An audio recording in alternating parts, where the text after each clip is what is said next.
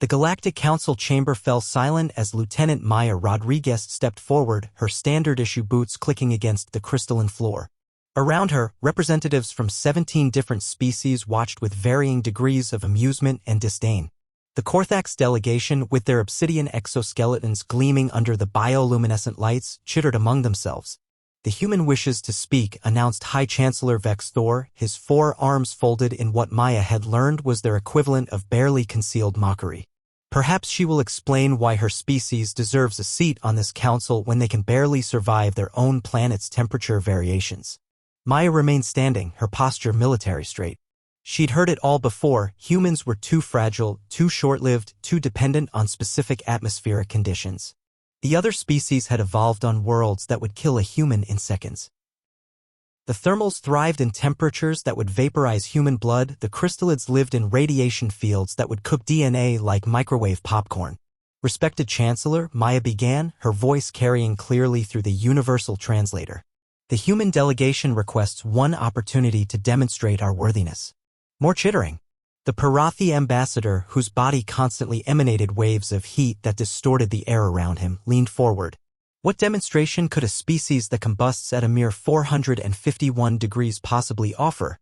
Maya smiled. It wasn't a kind smile. "The Trial of Spheres," she said simply. The chamber erupted. The Trial of Spheres was an ancient rite and used for 3 centuries. A candidate would walk through 7 environmental chambers, each recreating the hostile conditions of a council member's homeworld. No species had ever completed more than 3. "Impossible," Vextor stated flatly. "Your biology cannot." "I volunteer myself," Maya interrupted, causing several delegates to rear back at the breach of protocol. "If I fail, humanity will withdraw all applications for council membership permanently."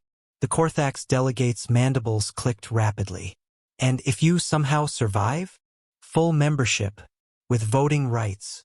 The council exchanged glances through various optical organs. The human was offering them everything they wanted, a permanent solution to the human problem. They'd be dead within the first chamber. "Agreed," Vextor said, too quickly. An hour later, Maya stood before the first sphere, wearing nothing but a basic atmospheric suit. The council had graciously allowed her oxygen supply and basic temperature regulation, nothing that would actually help against what was coming. The first chamber opened. Korthax homeworld conditions. Gravity 3 times Earth normal. Atmosphere thick with methane and ammonia. Maya dropped to one knee immediately, her bones creaking under the pressure. But she crawled forward, her muscles screaming, her suit's recyclers working overtime.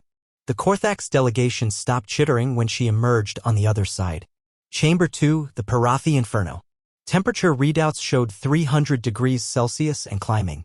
Maya's suit smoking, alert screaming in her helmet. She kept walking. Her skin blistered inside the suit, but she kept walking. The thermal regulators failed at 400 degrees. She kept walking. When she staggered out, parts of her suit had literally melted to her skin.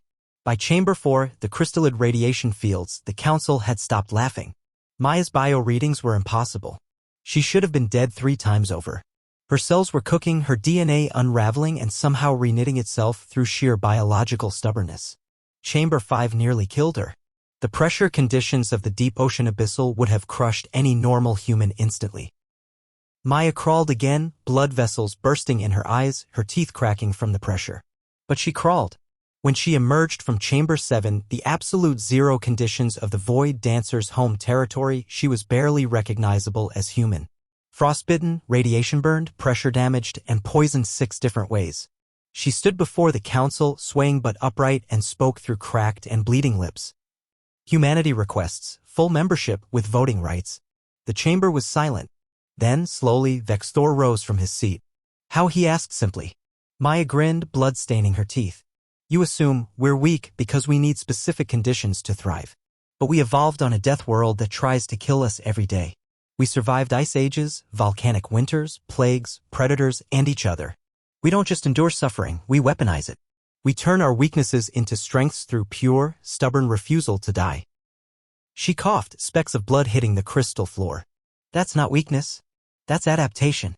The vote was unanimous. As medical drones rushed to stabilize her, Maya heard Vextor's quiet words. "We called them weak. We were wrong. They are simply too stubborn to die. Humanity took their seat on the council that day, and the galaxy learned an important lesson. Never underestimate a species that looks at hostile environments and says, "Challenge accepted."